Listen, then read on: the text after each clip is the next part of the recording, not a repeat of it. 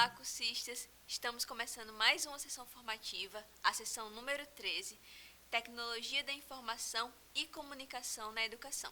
Hoje não temos perguntas, então eu vou passar logo para a professora Crislane. Estamos aqui mais uma vez, dando continuidade aí às nossas sessões formativas, tratando de aspectos diversos, relacionados à nossa temática de curso, gestão e diversidade na escola. Hoje, trabalhando especificamente sobre o tema das novas tecnologias da informação e comunicação e sua relação com a educação. Portanto, trataremos do assunto tanto em relação ao universo da sala de aula, ligado aí ao trabalho mais cotidiano do professor, quanto ao âmbito da escola como um todo, focando no trabalho aí do gestor escolar. Como nos demais subtemas do nosso curso, esse também é muito amplo, complexo. Poderíamos transformá-lo confortavelmente em uma disciplina acadêmica de 60 horas, como temos comumente na universidade. Mas aqui teremos apenas 4 horas de sessão de vídeo, trataremos daquilo que for possível, tá? Então, e é dessa forma que eu venho reforçar, um pedido feito ao longo das nossas sessões. Que vocês assistam as 4 horas de vídeo, mas que também leiam os textos indicados, que enviem as dúvidas que vocês tenham sobre o tema para que nós possamos responder e, claro, participem dos nossos encontros presenciais. Portanto, só assistir aos vídeos, tamanha complexidade do tema, não é suficiente. Então, vamos aprofundar os estudos aí ao longo da semana, tá? E do que nós vamos tratar aqui nessa sessão? Então, trazemos aí no nosso slide 2, os objetivos da nossa sessão de hoje para vocês. Vejam que geralmente trabalhamos 3 objetivos e na sessão de hoje trabalharemos 4 objetivos. Nós vamos discorrer sobre a trajetória histórica da computação e da informática e sua relação com a educação, especialmente no Brasil. Consideramos importante esse conhecimento sobre o histórico das tecnologias para que tenhamos uma melhor compreensão do lugar em que estamos hoje e para que possamos compreender melhor o nível de relações a que nós, seres humanos, chegamos no amadurecimento com as tecnologias. Mas vamos também, segundo objetivo, vamos discutir sobre os princípios e práticas relativos ao uso de novas tecnologias na informação e vamos também discutir sobre a influência e possibilidades de utilização de TIC, Tecnologias da Informação e Comunicação, na gestão de sala de aula e discutir sobre o papel do gestor escolar e possibilidades de uso de tecnologias no exercício de suas atividades. Ou seja, o trabalho da gestão tomando por base a contribuição de diferentes tecnologias. Portanto, atenção ao trabalho, tanto do professor quanto do gestor. E aí, tamanha a complexidade do tema, penso que é importante para que paremos um pouco para pensar sobre o que é tecnologia. Então, eu peço ao Marinho para que coloque o slide pleno na tela, tá? O slide 3 da nossa enquete na tela. 15 segundinhos para que vocês pensem um pouco sobre o que é tecnologia para você.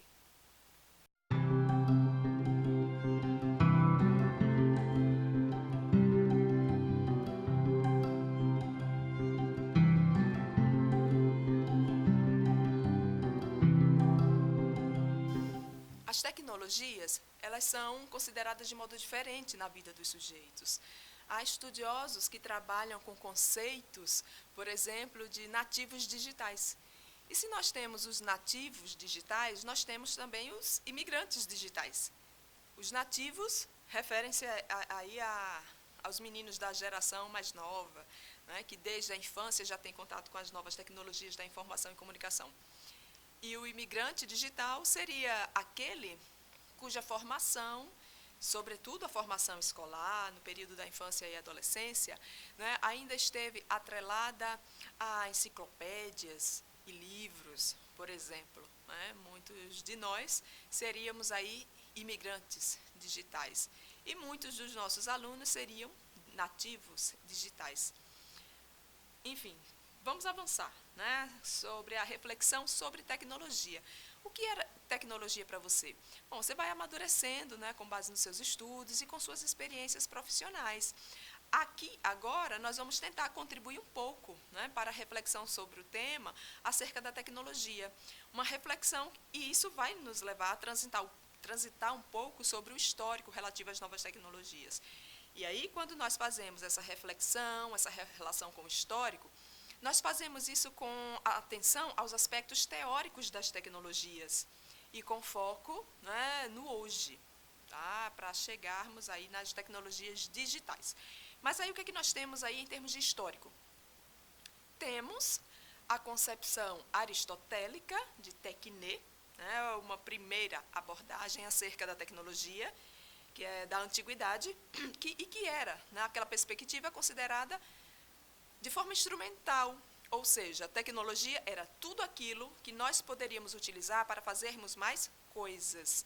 E aí Aristóteles, ele associa a tecnologia a um conhecimento inferior, uma vez que, segundo ele, até os animais, né, as aves, por exemplo, tinham a sua tecnologia, utilizavam-se de determinadas matérias, de determinados materiais, para construir outros materiais. E aí o que vai diferenciar o homem, o ser humano, esse animal racional dos demais animais, é a episteme, que é considerada aí um conhecimento superior, abstrato. A tecnologia moderna seria aí uma segunda abordagem, que já iria aí se constituir mais com a organização, por exemplo, dos mosteiros, né, dos religiosos, um momento em que há uma associação entre conhecimento técnico e conhecimento teórico, né, com a produção agrícola. O Galileu, né, Galilei, exemplificava muito bem essa percepção quando ele se intitulava como filósofo matemático. Para os seus estudos, ele se utilizava de um material, né, tecnológico científico. Para estudar o universo, ele considerava necessário, por exemplo, utilizar o telescópio. Ou seja, a tecnologia, ela torna-se, na modernidade, portanto, um conhecimento para se conhecer mais, para aumentar a nossa visão de mundo. E aqui, seguindo, nós trazemos alguns exemplos relativos a essa modernidade, a esse desenvolvimento científico e tecnológico, né, e frisamos aqui a segunda metade do século XIX. E daí trazemos alguns exemplos dessa produção material moderna, dessa tecnologia, no sentido de ser um conhecimento para conhecer mais. E aí temos como exemplo a lâmpada incandescente, né, o fonógrafo, o telefone, o automóvel, o cinematógrafo, que são criações aí da segunda metade do século XIX, tá? Entre aí 1850 e 1890. E aí, né, pensando no contexto do século XX, o que é que nós podemos dizer a respeito do século XX?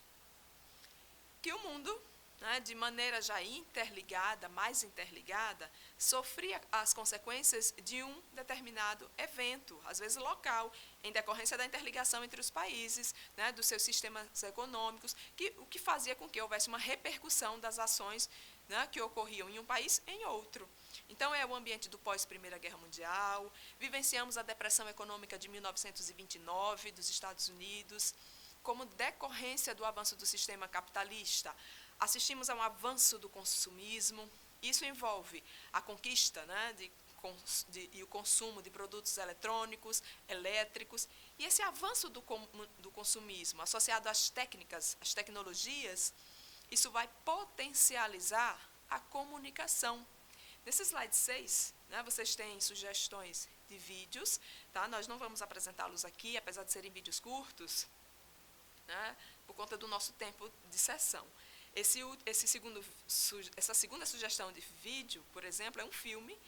Tá? Se vocês não quiserem assistir a todo o filme, nós fizemos ali um recorte, tá? A partir ali do minuto 58, que esse filme traz, né, e esse recorte, sobretudo, nos traz uma cena que nos faz pensar sobre esse contexto do início do século XX e da inserção do computador na vivência das pessoas.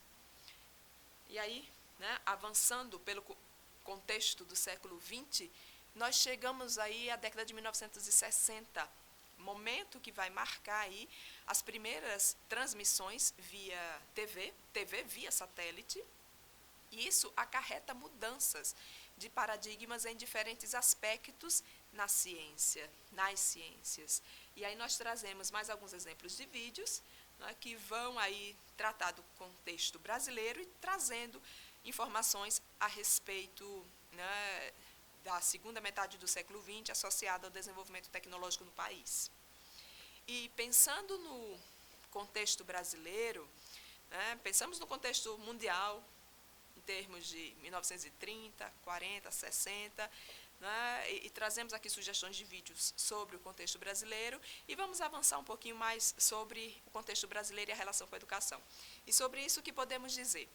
Nós tivemos aí, na década de 1930 até 1950, a influência do governo de Getúlio Vargas, que vai acarretar mudanças para a educação, que vai inaugurar a educação como parte da pasta de um ministério, né, associado à saúde, então, Ministério da Saúde, da Educação e Saúde Pública. Vamos ter um avanço em termos de uso, né, de contato com as tecnologias durante o período da ditadura militar.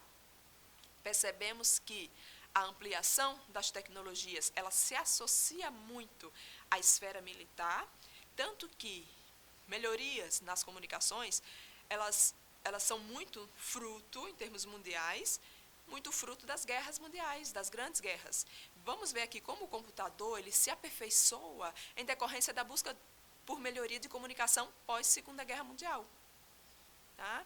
E aí nós temos um avanço das tecnologias, mas temos também problemas em relação à educação. A taxa de analfabetismo no Brasil ainda era muito elevada na meados do século XX. E aí o que ocorre em termos de políticas educacionais frente a esse estado de coisas? Nós vamos ter uma lei orgânica de primeiro e segundo graus, em 1971, ampliando a obrigatoriedade do ensino de 4 para 8 anos. E vamos ter uma nova grande mudança em termos de educação no pós-ditadura militar, no período de redemocratização, que buscou ser completamente diferente do período anterior. E aí nós estamos fazendo referência à LDB de 96, que, apesar de não ter sido a LDB que os professores brasileiros gostariam, porque aqui os professores gostariam, estava presente lá no projeto de LDB do deputado Jorge Raggi, que foi desconsiderada, apesar de discutida na Câmara Federal e aprovada nas comissões pelas quais passou. O fato é que foi substituído o projeto pelo projeto do Marco Maciel, que teve como relator o Darcy Ribeiro. Mas, mesmo não sendo a LDB do sonho dos professores, mas foi uma proposta, né, que se marcou, ou que foi marcada por consideráveis diferenças em relação à lei orgânica de primeiro e segundo graus da década de 70. E junto, né, em meio às políticas públicas de educação do governo Fernando Henrique Cardoso, foram instituídas políticas de avaliação educacional. E os resultados das avaliações apontavam, em certa medida, a importância da continuidade de investimentos em termos de tecnologia. Eu digo continuidade porque discussões acerca da relação entre informática e educação, por exemplo, já existiam. Já existiam discussões no Brasil anteriormente. Isso desde a década de 1960. Desde os anos 60, nós já discutíamos o assunto no âmbito acadêmico, no âmbito universitário. Relações pensadas, né, no que se refere à educação básica, começam a ocorrer, de fato, na década de 80. Então, na LDB de 96, as políticas de avaliação, né, a avaliação educacional, elas sinalizam para a importância do trabalho aí associado às novas tecnologias.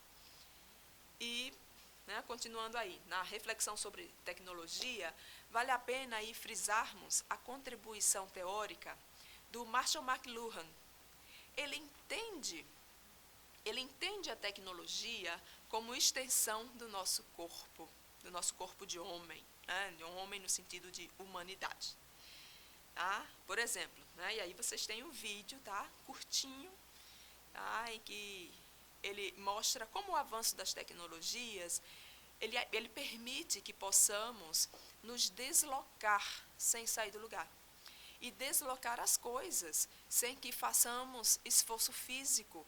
E aí vocês têm a demonstração de um experimento, que vocês estão vendo aí que a TV dele não é nem das mais modernas. Mas ele consegue, com essa experiência, mexer os objetos que aparecem aí na tela com a força do cérebro. Tá? Vocês percebem que ele está ali com um capacete, né, formado ali com eletrodos, e ele consegue fazer essa experiência. É um vídeo bem rápido, mas não vamos passar não, tá? Porque eu sei que nós estamos no início da sessão, mas eu já estou muito preocupada com o tempo, nós temos muita coisa para tratar aqui hoje. Então, todos esses links vão ficar como sugestão, tá? E aí eu peço que vocês assistam. Então, o Marshall McLuhan, ele diz, né, por exemplo, ele entende a tecnologia como extensão do nosso corpo. Como assim? Vamos dar um exemplo, tá? Nós podemos dizer que vemos Machu Picchu, né, ou que vemos o Coliseu, lá da Itália, ou que ambiente for, sem termos que ir até lá. Nós podemos ver pela televisão. Ou seja, a tecnologia, ela estende os nossos olhos, ela estende o nosso cérebro para outros lugares. Um outro exemplo é o rádio. Nós conseguimos escutar músicas, inclusive de pessoas que não estão nem só ausentes, mas que não estão mais vivas. Então, eu quero ouvir os Beatles. Não, mas eles não estão mais aqui, né? O grupo, enfim. Mas eu posso ouvir por meio do rádio. E eu posso também, por exemplo, utilizar a tecnologia da bicicleta para estender, potencializar, ampliar as forças das minhas pernas. E sem falar no que hoje não tem quem não utilize aplicativos de mensagem, a exemplo do WhatsApp. O que o WhatsApp, por exemplo, faz? Ele estende a nossa presença social para vários lugares do mundo e ao mesmo tempo, veja, porque você pode fazer um grupo no WhatsApp e colocar ali seus amigos, seus colegas que estão em diferentes lugares do país, que estão em várias partes do mundo e todos no mesmo grupo ali no WhatsApp. Então, você consegue fazer isso. Então, você consegue estender a sua presença social para diferentes espaços. E aí, se você fala na perspectiva da visão cibernética, né, homens e máquinas, eles estão misturados por meio dos telefones, né, dos smartphones, dos aplicativos. E aí a tecnologia, né, é a tecnologia sendo humanizada para interpretar a nossa voz, que vai ser transformada para além dos códigos binários de 0 e 1, que é a linguagem básica aí dos computadores. Ou seja, os homens eles vão, de certa maneira, se computadorizando e a tecnologia vai, por sua vez, se humanizando. Ou seja, em síntese, a tecnologia, né, vamos fazer uma síntese. O que foi que nós vimos até agora? A tecnologia ela passa de técnica para fazer coisas, isso na perspectiva de Aristóteles, da antiguidade. E aí ela passa para ser aquilo que nos possibilita conhecer mais, ou seja, conhecimento para se ter mais conhecimento. Essa é a perspectiva da modernidade. E aí a tecnologia ela passa a ser aquela que nos expande, conforme, né, o Marshall McLuhan. E da tecnologia que nos expande, ela ainda se complexifica mais. Ela passa a ser a tecnologia que nos mistura, nos conecta através das máquinas, né, conforme diz o teórico Norbert Wiener. Linguagem entre máquinas e territórios terminam sendo combinadas, né, mediante o código binário dos computadores, né, entre zeros e uns, e isso vai fazer com que haja um processo de mistura entre homem e máquina para a construção de vozes humanas e imagens via tecnologias. Então, nós temos diferentes perspectivas sobre o que é tecnologia e poderíamos dizer que hoje, século XXI, essas 4 concepções de tecnologia, elas coexistem. Então, não é simples o conceito de tecnologia. Há toda uma reflexão teórica que nós podemos fazer por trás. Então, vamos avançar no histórico, vamos, né, fazendo aí uma relação entre tecnologia e cognição. E aí nós trazemos a contribuição do Di Felice, que é professor da USP, né, que trabalha com análise de ondas técnicas, tecnologia e os impactos, né, das tecnologias sobre o homem. E ele traz, né, consideramos muito interessante, e aí trazemos aqui a relação que ele faz entre tecnologia, o seu contexto de constituição e a relação com o processo cognitivo. Então, a primeira tecnologia que ele elenca é a tecnologia da fala. E ele associa como sendo o seu contexto de constituição, né, o período do desenvolvimento físico do homem. Então, à medida que o homem vai se tornando mais ereto, né, ele melhor desenvolve as suas cordas vocais. E, como consequência, né, de conhecimentos, houve o que em termos cognitivos? A construção da memória. Então, com mais sobrevivência, era preciso transmitir informações entre os sujeitos, numa relação, né, que hoje nós relacionamos, por exemplo, ao conceito de geração. Então, você vive, você tem descendência e você precisa transmitir informações. E, para isso, você transmitir informações via gerações, você exercita a memória. Uma outra tecnologia mais complexa seria a escrita. E o seu contexto de constituição, é claro, é posterior. Tá? Então, a fala, por exemplo, ela está relacionada a uma temporalidade que nos remete a 2 milhões de anos. A escrita, em termos de temporalidade, ela nos aponta aí para aproximadamente para o período do século V a.C., lá no Oriente Médio. E aí ocorre nesse tempo a necessidade de quê? De que não tenhamos que memorizar tudo. Parte do que se tinha que aprender passa agora a ser registrada no papel. Vai para o papiro, ou seja, era preciso, então, raciocinar. Poderia-se diminuir a necessidade de memorização, mas se eu diminuo a memorização, eu passo a ter necessidade de desenvolver outras habilidades. Eu vou memorizar menos, porque agora eu vou registrar tantas outras coisas. Não é? Muitas coisas ocorriam aí nesse período do século V a.C. As relações humanas se tornam mais complexas, diferentes habilidades se tornam necessárias para a convivência. Então, eu diminuo a necessidade de memorização de algo porque eu tenho que desenvolver outras habilidades. E como eu não vou mais memorizar tudo, mas se eu preciso de determinadas informações, e aí, caso elas precisem ser resgatadas via memória, o que é que eu faço? Eu deixo de memorizar e registro. Então, a escrita ela vai nos obrigar a desenvolver em termos cognitivos, além da memória, a capacidade de raciocínio, a capacidade de abstração. Uma outra tecnologia é a imprensa. E se avançamos, vejam, chegamos aí ao século XV. Se avançamos, né, em termos de tecnologia, e aí a tecnologia é a escrita ela vai se tornar, nesse período, mais disseminada. Tem mais pessoas escrevendo, mais pessoas lendo, e mais coisas acontecendo. Torna-se, portanto, preciso dialogar e interpretar pensamentos. Ou seja, eu não vou registrar e ler o que eu registrei apenas quando precisar. Não, eu vou ler também o que o outro escreveu, e para isso eu preciso interpretar. Ou seja, complexifica-se a técnica e a tecnologia, e complexifica-se, consequentemente, a cognição. Então, agora, a partir de então, é preciso, além da memorização, do desenvolvimento da capacidade de raciocínio, é preciso desenvolver a capacidade de interpretação de conhecimentos, de pensamentos. Avançando aí nesse histórico das tecnologias, nós temos as mídias eletrônicas. E as mídias eletrônicas, elas estão aí no contexto da Revolução Industrial do século XIX. Não é 18, não é 19, tá? Estamos falando das mídias eletrônicas. Por quê? Porque ali, século XIX, é o contexto de quê? É o contexto de necessidade, de atenção, para que possamos focar diante da diversidade das mídias. Porque as mídias, elas se diversificam, e aí é necessário que tenhamos atenção. E essa atenção, ela vem associada ao desenvolvimento da criatividade, que é incentivada pela ampliação do campo das artes, dos ofícios. Então, eu estou no século XIX, eu tenho contato agora com diferentes mídias, e não só mais a imprensa, não só mais a escrita impressa no jornal. Não, eu estou diante de uma diversidade de mídias e agora eu preciso ter foco. Foco no desenvolvimento da minha capacidade de concentração, de atenção.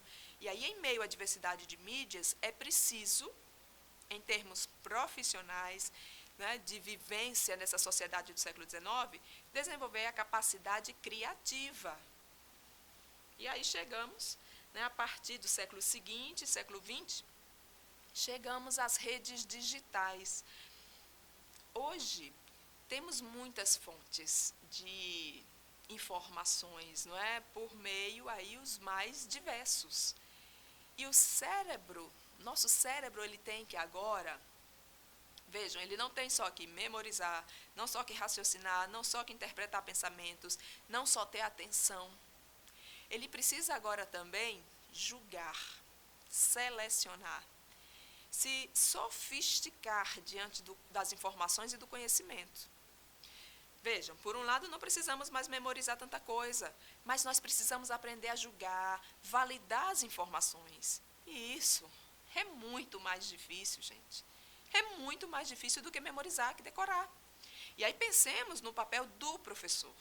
Hoje, ele se torna mais complexo a cada dia.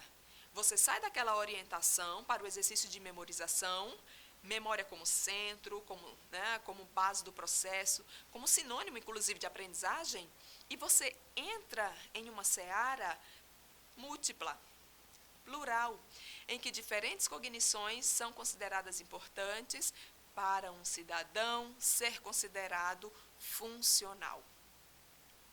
Seguindo, vamos falar um pouquinho aqui da relação ainda entre homem e tecnologia. Tá? Vejam só, gente, é só uma parte. Isso aqui que nós estamos fazendo é só um ensaio de uma reflexão teórica, tá? Mas vamos avançar aqui. Trazemos aqui uma consideração não instrumental, tá, da conjunção homem e natureza. Vejam bem, existe uma relação dialógica entre homem e tecnologia e nós precisamos considerar isso no âmbito da escola, uma vez que a técnica ela não é neutra e a tecnologia também não, sobretudo em um processo educativo.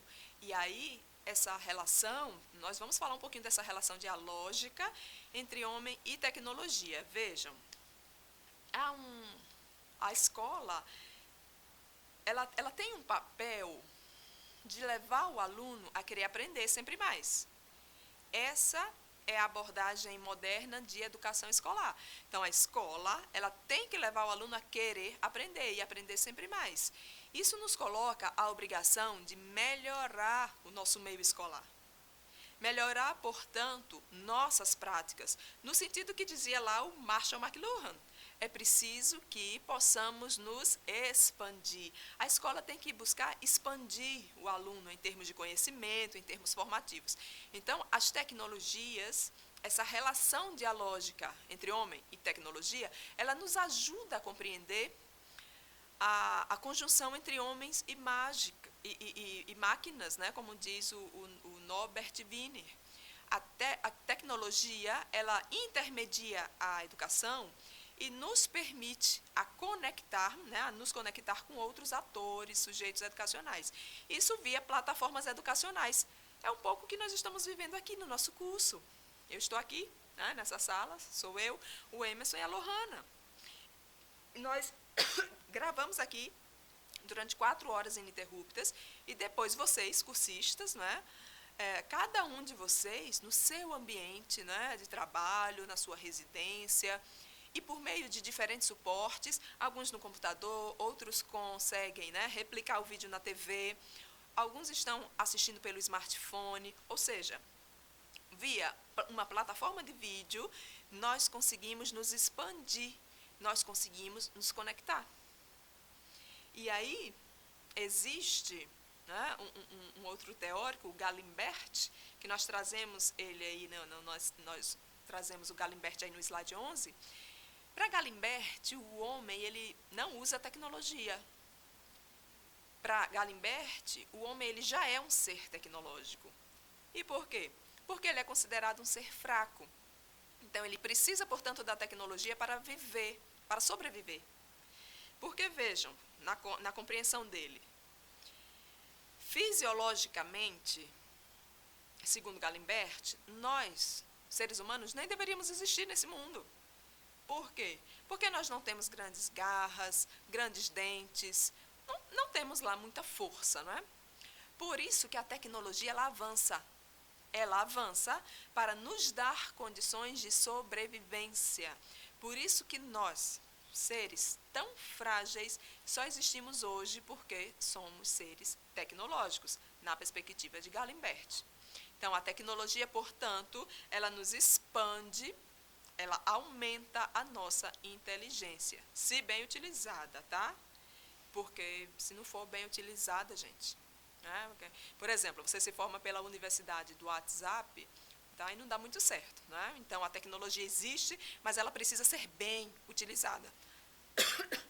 Daí a importância, né, de associarmos os recursos tecnológicos às nossas práticas pedagógicas, para que as futuras gerações possam utilizar a tecnologia de maneira adequada, a fim de aumentar a sua inteligência. Enfim, segundo Galimbert, nós, seres humanos, não temos um biotipo nem para sermos boas presas, nem para sermos bons predadores. E aí, sem, né, entrar aqui no mérito de alguns aspectos específicos da interpretação do Galimbert, diríamos que é interessante pensarmos que a tecnologia, que ao utilizarmos as tecnologias, modificamos nossas formas de viver e de estar nesse mundo. Então, muda-se, né, de alguma forma, a nossa essência de viver. É uma relação dialética. Nós sabemos muito bem, né, como o computador e, sobretudo, o celular, como eles mudaram a nossa vida. E os celulares hoje, eles não são nem mais celulares, né, são smartphones. E o que é o smartphone? É um computador de bolso. Um smartphone de cerca de 10, 15 centímetros de altura é muito mais potente do que, por exemplo, o primeiro computador criado lá em meados do século XX, como nós vamos ver aqui, certo? E aí as plataformas também, como as plataformas, elas mudam a nossa vida. Quando nós dizemos que o computador mudou a nossa vida, que o celular também mudou, é por conta das plataformas que existem lá, os programas, os aplicativos. Hoje nós temos aplicativos para praticamente tudo. Uma grande inovação nos últimos anos foram, por exemplo, os sites, né, de venda coletiva.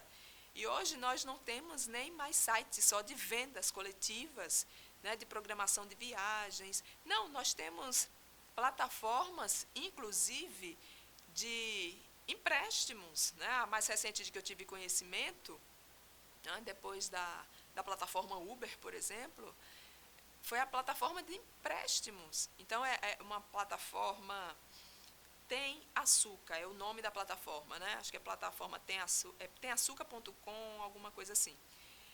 Não é uma plataforma que trabalha com consumo, com a compra, mas sim com o uso ou o acesso a serviços, né, e bens. Ou seja, é uma plataforma que trabalha com empréstimos. Você compartilha suas coisas com seus vizinhos, né, seus vizinhos compartilham lá as coisas com os outros. Né?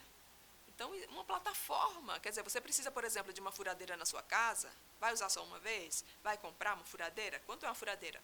Vai gastar R$200, por exemplo, para comprar uma furadeira? Não, vai lá na plataforma, Tem Açúcar, vê quem pode emprestar, você pega lá, depois devolve e resolve a tua vida. Então, hoje se cria de tudo via computadores. Então, muda-se, de certa forma, a essência da organização da nossa vida. Mas vamos adiante. Né? Os exemplos são importantes, gente, para dar concretude a essas reflexões teóricas que nós trazemos para vocês, mas eu vou dizer uma coisa, eu vou me policiar bastante nos exemplos aqui, porque temos muita coisa para tratar. Tá? Dúvidas, por favor, mandem seus questionamentos via plataforma de vídeos ou via plataforma informativa do curso. Tá? Nós temos aqui nesse slide 12 a imagem aí do ENIAC. O que foi o ENIAC? ENIAC foi o primeiro computador criado. Claro, ele não foi criado no ano de 1946, tá? Um ano após a Segunda Guerra Mundial. Sua construção vem aí de anos anteriores, né? Com o início da Segunda Guerra, acelera-se o processo de desenvolvimento de máquinas, né? De eletrônicos para calcular. E isso culminou na criação do primeiro transistor, em 1947. Mas no ano anterior, nós já tínhamos o ENIAC em funcionamento. Vocês estão vendo aí uma sala na imagem? Eu diria que não, né? Isso não é uma sala simplesmente, isso é um computador. Um computador que ocupava uma área de cerca de 167 metros quadrados. E era formado por cerca de 17.500 válvulas. Ou seja, isso aí é um computador em funcionamento. Né? Vocês estão vendo aí uma senhora mais na frente na imagem? Estão vendo as torres ao lado dela na imagem? São quase da altura dela. Vejam o homem lá no fundo. O que é que ele está fazendo? Ele está operando os cabos, as válvulas aí desse computador que pesava toneladas. E hoje nós temos um smartphone que cabe aqui no nosso bolso e que tem muito mais funcionalidade, potência, rapidez do que esse computador, por exemplo. Isso em decorrência do avanço das novas tecnologias. E aí, como é que nós vamos, como profissionais da educação, profissionais que trabalham com a formação dos sujeitos, ignorar o avanço das tecnologias? Não podemos. Precisamos ter conhecimento sobre o assunto. E isso envolve conhecimento também sobre o histórico desses materiais, para aprendermos e apreendermos o ritmo de desenvolvimento que eles têm e o lugar que nós ocupamos hoje. Tá? Então, vamos adiante. Vejam, aí vocês têm uma outra imagem que mostra aí, uma imagem de 1952, que mostra aí os novos transistores. Né? Vocês têm essa imagem aí da Heitel, que é uma das primeiras, se não a primeira empresa a produzir esses pequenos, né, transistores. E vejam aí, né, 1952 é a data do anúncio, o anúncio original. Portanto, pouquíssimos anos à frente do ENIAC, vejam a redução, né, do elemento básico da construção do computador. Saímos daquelas válvulas imensas e vamos para os transistores, que são semicondutores, têm dimensões muito mais reduzidas do que aquelas válvulas, e sem falar no gasto energético, que vai diminuir consideravelmente. Então, você imagine a quantidade de energia consumida pelo ENIAC. Tá? Então, contexto histórico, origens da computação, tecnologias de comunicação e de telecomunicação vão se desenvolver paralelamente a disputas do contexto da Guerra Fria. Você tem de um lado a União Soviética, do outro os Estados Unidos, lançando satélites e na corrida armamentista, né, que está na base de uma guerra, você tem na Guerra Fria, na verdade, uma outra corrida, que é a corrida pelo desenvolvimento tecnológico. E é nessa corrida, fruto dessa corrida, desse desenvolvimento das comunicações, das telecomunicações, da computação, que nós vamos chegar ao embrião, na década de 1970, do que nós conhecemos hoje como internet. Um outro programa foi dedicado ao desenvolvimento de microprocessadores, como vocês veem aí na imagem desses dois computadores. Vocês estão vendo aí o computador da Xerox e da Apple. São os microprocessadores que vão dar condições de criação, né, desse primeiro computador pessoal, que é da década de 1970. Vocês têm aí o computador, né, de caráter pessoal, que é o da Apple, de 77, mas antes a empresa Xerox criou um microcomputador pensado em um formato já muito cuidadoso, em termos ergonômetros, né? Ou seja, a preocupação aí com a postura da pessoa que iria manipular aquela máquina. Então, atenção à ergonomia. Isso década de 70. E onde nos encontramos hoje, em termos de tecnologia? Participamos hoje, não é, de um movimento profundo de transformação, de transformação da educação no Brasil. E transformações, na verdade, aí ao longo do século XXI. E transformações essas que não são próprias do Brasil, são transformações que são discutidas ao longo do mundo. Nós discutimos sobre práticas pedagógicas, sobre formação de professoras, sobre relação teoria e prática, mas não só nós, brasileiros, o mundo inteiro está discutindo.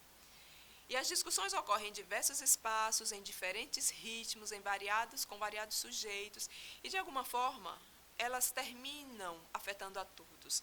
Então podemos dizer que a educação está em processo de transformação.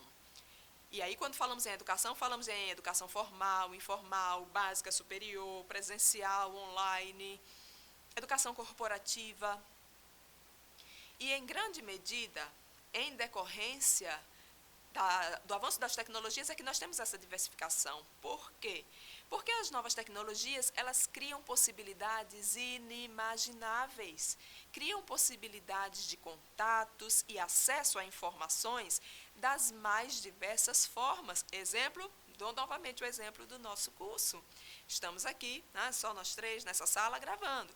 E vocês aí, cada um em um lugar diferente, com suporte tecnológico diferente nas mãos, e estão tendo acesso a essa comunicação que nós estamos construindo aqui.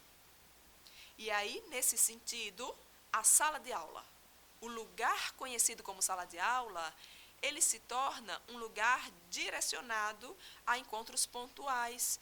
E é mesmo no espaço, o espaço virtual que toma lugar e se torna o lugar ao longo da semana. Então, eu estou aqui gravando, mas eu vou estar numa outra dimensão com todos vocês ao longo da semana, em dias diferentes, em horários os mais diversos, porque as novas tecnologias, as tecnologias digitais, nos possibilitam isso.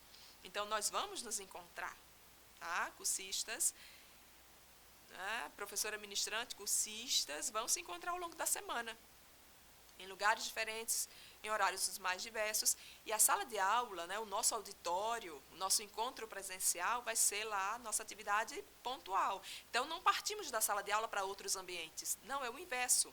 Começamos nossa interação via ambiente virtual e depois vamos lá para o nosso auditório, nossa sala de aula, para o encontro presencial. Então, são diferentes experiências, possibilidades que nos possibilitam diferentes acessos à informação decorrentes do avanço das tecnologias digitais. E aí, pensando em aspectos teóricos das novas tecnologias, nós temos que assumir, colegas, que as coisas mudam. E eu digo isso porque, para alguns professores, às vezes é difícil assumir isso. Mas eu gostaria que todos nós fizéssemos uma reflexão sobre isso, sobre as mudanças. Nós precisamos assumir que as coisas mudam, e mudam de modo geral na sociedade. E que nós, de alguma maneira, precisamos acompanhar as mudanças que ocorrem na sociedade, porque, do contrário, estaremos sendo professores fora e pessoas fora do nosso próprio tempo.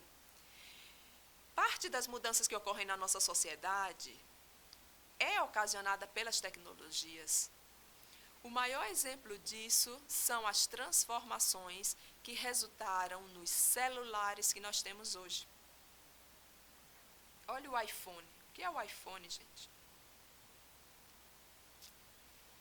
E aí eu pergunto, as tecnologias, elas modificaram a educação? Elas modificam a educação? Elas modificam a educação? Muitos vão dizer que sim. Mas vai ter aquele que vai dizer que não, uma vez que considera a educação algo muito mais amplo do que as tecnologias.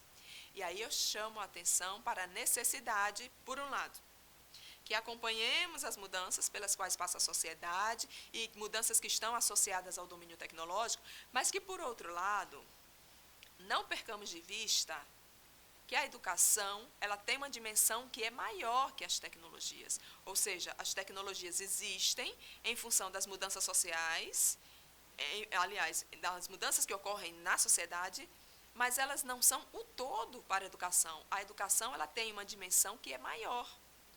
É por meio do educar que nós podemos construir cenários, ajudar a construir opiniões, fomentar a interação, desenvolver a integração entre os sujeitos e fazer com que eles desenvolvam diferentes habilidades, muitas delas que podem ou não estar associadas às novas tecnologias. E aí, eu queria deixar bem claro e bem forte aqui para a nossa reflexão, para o decorrer da nossa sessão, que as novas tecnologias, elas podem ser ótimas para o bom funcionamento das nossas práticas docentes ou de gestão escolar. Mas que, para além delas, é preciso que você tenha um mínimo de reflexão teórica sobre o alcance dessas tecnologias, uma vez que elas se misturam, né, com o ser humano, mas elas não podem ser maior que o ser humano. Inclusive, tem gente vendendo aí a ideia das tecnologias, propondo mais do que elas podem nos proporcionar. Né? Porque, vejam, é claro que as coisas mudam, né, e muda a essência da nossa vida. Porque, por exemplo, vejam, há 20, 30 anos, né, se a gente pensar aí na década de 80, qual era a tecnologia de comunicação que nós utilizávamos muito? Era a carta. Né? Então, tem alguns cursistas, inclusive, que nem sabem o que é uma carta, né? Que não sabem o que é. Imagina, não aprendeu o que é uma carta, porque eu já disse aqui, inclusive, numa outra sessão formativa nossa, para nós dizermos que sabemos, que aprendemos algo, nós temos que experimentar. Eu não posso dizer que aprendi a coreografia lá da música da Beyoncé, né, ou da Joelma, só por ter visto. Não, eu tenho que ir lá demonstrar que sei. Então, eu tenho que experimentar. E tem muitos cursistas aqui, por exemplo, que não experimentaram uma carta. Né, você preparar a carta, preparar o envelope na agência dos Correios, ou então ir naquelas caixas, né, coletoras de correspondência e colocar, e depois ficar esperando 2 semanas para a carta chegar. Ou, né, se fossem assim, estados vizinhos, né, 1 semana. Então, final da década de 80, em 1 semana você recebia a carta. Mas, enfim, isso é década de 1980. Gente, um dia desses. Ou então, na mesma época, você pagava uma fortuna por uma ligação telefônica. E, às vezes, além de você pagar uma fortuna, você ainda tinha que se deslocar, mudar de bairro, buscar um acesso público de telefone. Se fosse interestadual, mais distante ainda. Isso na década de 1990. Ou seja, 1, 2, 3 décadas depois, você consegue comunicação instantânea com pessoas de qualquer lugar do mundo e sem pagar 1 centavo. Né? Sem pagar 1 centavo, porque você não paga para fazer uma ligação, gravar um áudio em alguns programas de mensagem, aplicativos de mensagem. E aí eu citei o Uber, né, em algum momento aqui já. E, gente, o que é o Uber? O Uber se tornou uma empresa mundial no ramo de transportes. E os carros, né, que as pessoas utilizam quando vão pegar o Uber, são da empresa Uber? Não, o carro é do motorista. Ou seja, a Uber é uma empresa, tornou-se uma empresa mundial no serviço de transporte sem ter um carro sequer. Graças, né, fruto das novas tecnologias, do alcance das tecnologias. Então, a comunicação, ela ganhou muito num curto espaço de tempo de 2, 3 décadas. E digo muito porque nós podemos conversar com pessoas, inclusive, não só em diferentes espaços. Não, nós podemos conversar com pessoas que são de diferentes línguas. Você observa lá no Skype, por exemplo, você pode conversar utilizando recursos de tradução. Aí você tem o Google, que é também uma outra ferramenta de tradução. Quer dizer, de certo, daqui a 2 próximas décadas, como é que essas comunicações vão estar ocorrendo lá em 2030, 2040? Veja que não está muito longe. Um dia desse nós estávamos na década de 90, né? Mal piscamos os olhos e estamos aqui, né? Fechando a 2ª década do século XXI. Então, como vão estar as tecnologias, né, de comunicação e de telecomunicações? Nós precisamos fazer essas perguntas e precisamos levantar possibilidades de resposta. Por quê? Porque em 2030, 2040, muitos de nós cursistas estaremos em sala de aula. Em 2040, estaremos em sala de aula. Eu não sei se eu vou estar, né?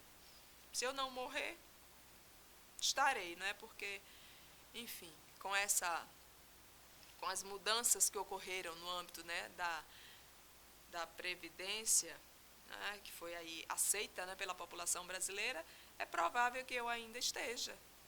Né? E como vão estar as comunicações? Porque, enfim, muitos dos cursistas, né, nós temos alunos de licenciatura que certamente estarão, né?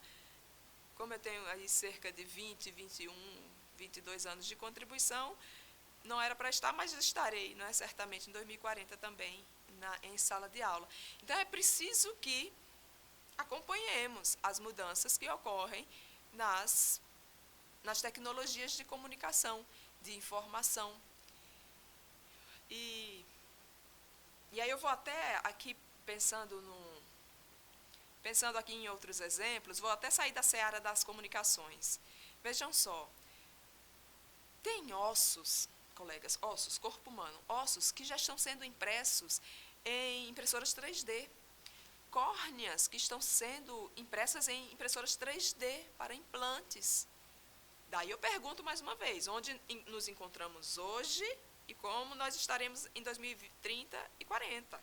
Porque hoje nós já estamos vivendo uma quebra entre os limites do mundo físico, né, impressora 3D, então uma quebra entre os limites do mundo físico, o mundo digital, da internet, das plataformas digitais, e o próprio mundo biológico. Está aí a nanotecnologia e a tecnologia digital aplicada à genética.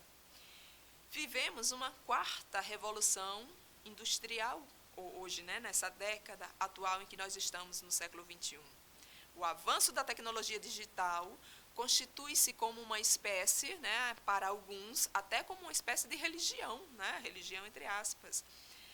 Porque os seus avanços, eles mexem tanto com o ser humano, que há quem acredite que o homem será capaz de controlar até o próprio envelhecimento, tornando-se aí quase imortal. Nós convivemos com a inteligência artificial, está aí a física quântica, tomando conta, né, de tudo. De um lado a física clássica, né, que parte do átomo, do outro a física quântica, que parte, né, que considera uma subpartícula do átomo, que é só a energia. Então, nada mais de matéria, tudo é energia. E aí, a inteligência artificial tomando conta de tudo. E os nossos objetos do cotidiano, né? Então, a cortina da nossa sala, ligada à rede. Então, você sai de casa, chega no trabalho, lembra que deixou a cortina aberta, que não deveria, vai bater o sol. Aí, o que é que você faz? Pega o seu smartphone e fecha ali pelo smartphone a cortina da sua casa. A realidade aumentada, convivendo conosco no dia a dia, né? O que era aquele tal de Pokémon, né? Pokémon Go? É a realidade aumentada, convivendo conosco no dia a dia e sendo utilizada para remotamente, né? Sendo utilizada aí por empresas remotamente e indústrias para formar, para criar comunicações internacionais. Mas vamos avançando um pouco mais aqui, vamos para o slide, acho que é 17. É que eu vou dando os exemplos aqui e corro o risco de me perder no tempo. Queria até dar mais exemplos aqui sobre inteligência artificial, né, sobre como nós estamos convivendo com essa inteligência artificial, mas vamos falar agora sobre as origens, né, da informática no Brasil. Slide 17, não é isso? Então, década de 1960, ocorreu pela primeira vez, né, os primeiros trabalhos sobre a relação entre informática e educação, né, que ocorreram na Universidade Federal do Rio de Janeiro. E trabalhos também em articulação com, por exemplo, o Instituto de Tecnologia de Massachusetts. E nós podemos considerar aí que essa relação entre informática, né, e educação teve, né, no ano de 1966, a criação de um instituto, né, de estudo sobre o assunto. Avançando aí, né, avançando aí para o próximo, tá, slide, nós tivemos aí os seminários nacionais discutindo o tema, seminários organizados sobretudo pela Universidade de Brasília, Universidade Federal da Bahia, nos quais se defendia a necessidade de formação profissional via universidades. Não é? As iniciativas de formação deveriam estar articuladas com o ensino superior. e não com as secretarias de educação. E aí, avançando, né, para o slide 19, o que é que nós podemos dizer? Que na década de 80, por exemplo, em decorrência de uma luta por reserva de mercado, nós tínhamos dificuldade de acesso aos equipamentos. Tá? E aí precisávamos ampliar as capacidades de trabalho do professor, ampliar as possibilidades de trabalho, e a informática educativa, ela vai ganhando corpo. E nesse ganhar corpo, ela vai sofrendo um processo de adaptação à realidade brasileira. E como resultado disso, nós tivemos aí o projeto EduCom, que é um projeto da década de 1980, constituído aí a partir dos trabalhos da Comissão Especial de Informática na Educação. Foram lançados editais relacionados ao projeto para a realização de experimentos e pesquisas relativos ao tema. Qual tema? Informática na educação. Mas apenas no final da década, né, acho que por volta de 1984 e anos seguintes, recursos foram disponibilizados para o projeto. Mas quais as metas do projeto? Nós temos aí, né, no slide 21, algumas das metas. Então, produzir softwares educativos, formar recursos humanos, especialmente professores, levar computadores para as escolas públicas, criar disciplinas voltadas para o domínio das tecnologias em nível de graduação e pós-graduação. E aí nós trazemos aí na sequência um brevíssimo histórico, tá, do projeto EduCom, da sua gênese, lá da década de 1980, e a associação que foi feita com projetos de formação, e aí nós trazemos o exemplo do projeto Formar, que é dele que vai se originar os centros de informática educativa, que vão terminar sendo criados junto às secretarias de educação dos estados. Foram criados 17 centros de informática educativa no Brasil na década de 1980. Mas aí chegamos à década seguinte, década de 1990. O que podemos dizer acerca desse período? Aí nós vamos ter a possibilidade de o projeto EduCom, né, e do projeto Formar, que provocou a descentralização dos centros de informática educativa, e essa vai ser, na verdade, a maior marca do período. E aí, no decorrer da década de 90, nós vamos assistir à discussão sobre a necessidade de computadores nas escolas, e isso vai permanecer forte, né, até o final da década, quando finalmente nós vamos contar com o fim da reserva de mercado, isso mais exatamente em 1991, o que provocou uma avalanche, né, de modelos relativos à produção de máquinas, ok? E Brasil, né, anos de 1990.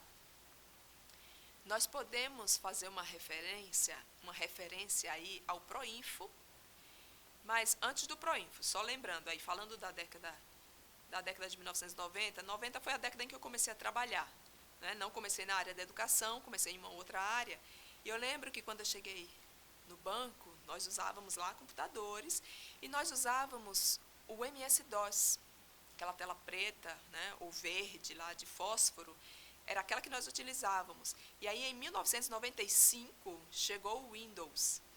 Né, o Windows com aquela interface, né, com aquela interface gráfica mais rica, agradável, colorida. Né, o ambiente em janelas, né, Windows, janelas.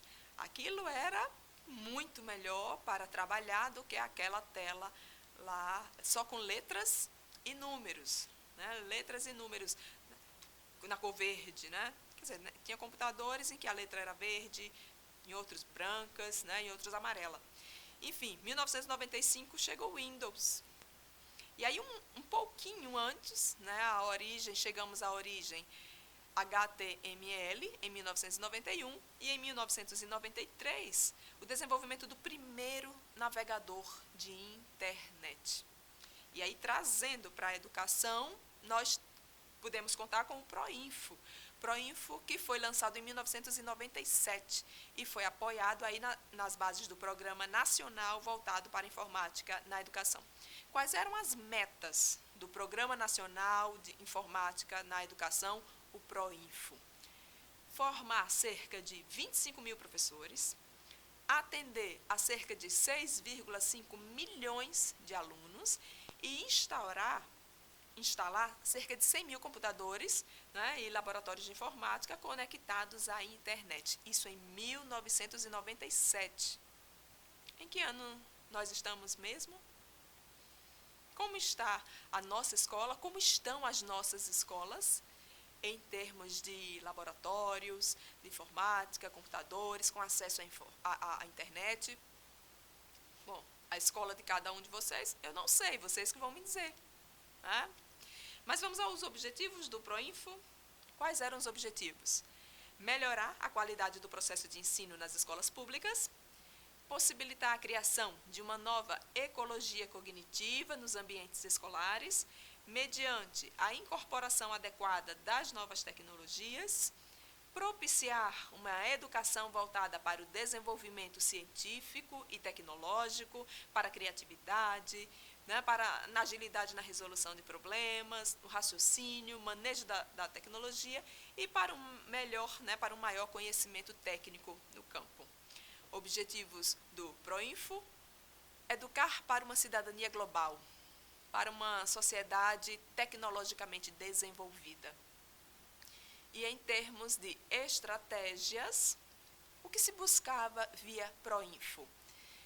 Subordinar a introdução da informática nas escolas aos objetivos e metas educacionais definidos pelos conjuntos de leis governamentais. Então, não é a tecnologia pela tecnologia, é a tecnologia em função de estratégias educacionais definidas via políticas educacionais legitimadas, né, via legislação educacional.